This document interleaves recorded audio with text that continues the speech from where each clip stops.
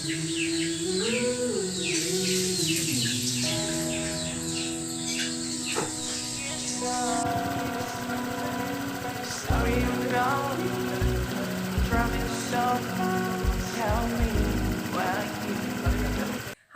perkenalkan nama saya Karisma. Di video kali ini saya akan membahas terkait dengan permasalahan lingkungan hidup yang ada di sekitar wilayah saya sendiri. Karena kali ini akan membahas terkait dengan permasalahan lingkungan hidup, terlebih dahulu saya akan menyinggung sedikit tentang ajaran Tirta Karana.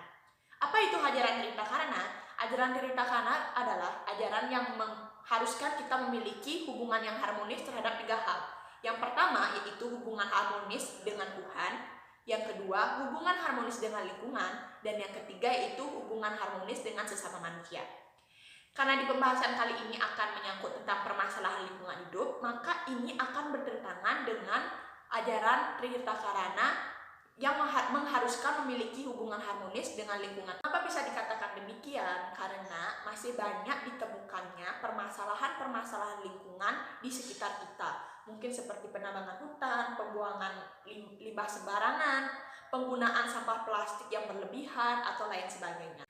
Dan hal tersebut sudah menjadi masalah yang serius, karena ketika lingkungan memberikan hal positif ke kita malah memberikan hal yang negatif ke lingkungan itu sendiri. Seperti contoh, lingkungan yang bersih akan memberikan oksigen yang bersih juga ke kita. Akan tetapi, kita malah mencemarinya dengan begitu saja, dan itu sangat disayangkan. Permasalahan lingkungan hidup yang terjadi di wilayah saya, yaitu penggunaan sampah plastik yang berlebihan. Mungkin pada dasarnya itu plastik itu multifungsi. Bisa kita gunakan sebagai bungkus makanan.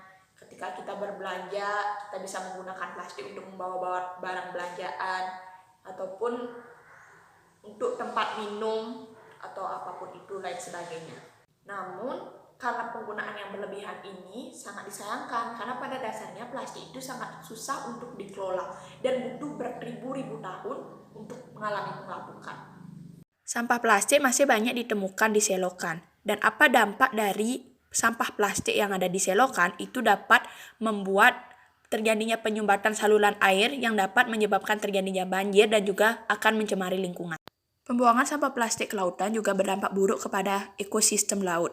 Hal tersebut sudah terbukti karena banyak ditemukannya binatang laut yang mengalami kematian akibat sampah plastik itu sendiri.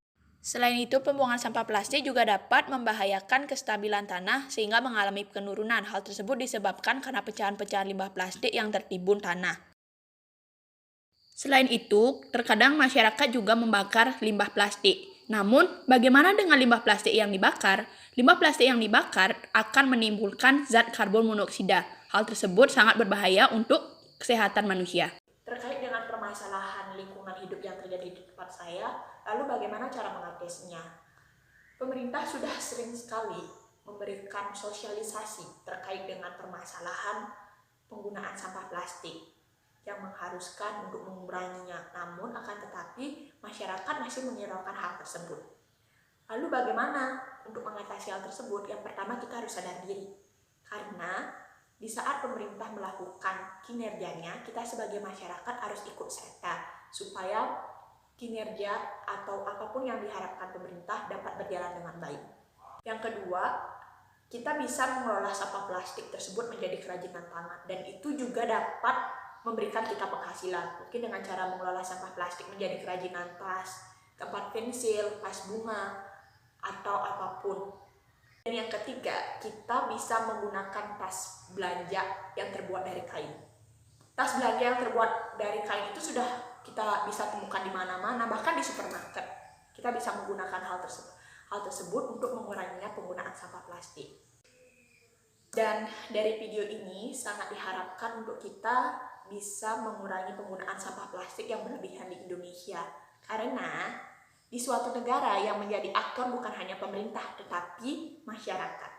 Masyarakat juga menjadi aktor dalam negara karena dia akan ikut serta dalam berkontribusi untuk membangun bangsanya sendiri. Terima kasih yang sudah menonton video ini. Mohon maaf jika mungkin ada kesalahan kata atau pemberian informasi yang kurang tepat, karena seperti pepatah yang mengatakan tak ada gade yang tak retak. Dan sampai jumpa kembali ke video selanjutnya. Bye-bye.